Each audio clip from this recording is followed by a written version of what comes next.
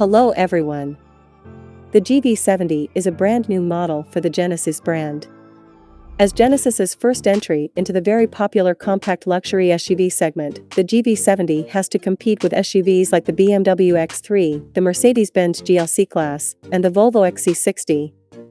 We found the GV70's cabin comfy and well-made, but rear-seat passengers may wish you'd opted for the larger GV80. Pricing and which one to buy.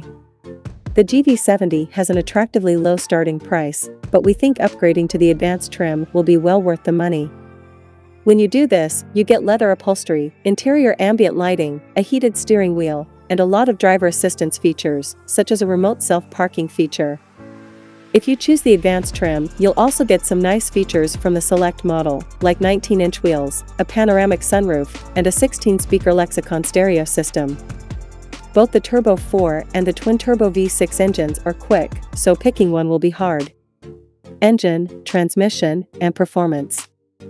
The GV70 will have a turbocharged 2.5-liter four-cylinder or a twin-turbo 3.5-liter V6. The base four-cylinder engine provides 300 horsepower, while the Sport model's V6 makes 375. The GV70 comes standard with an 8-speed automatic and all-wheel drive. The twin-turbo V6 pulled strongly during our first test drive, especially in Sport Plus mode.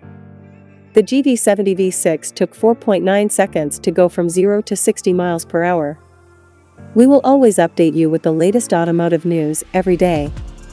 Please support us by subscribing to this channel. Thank you.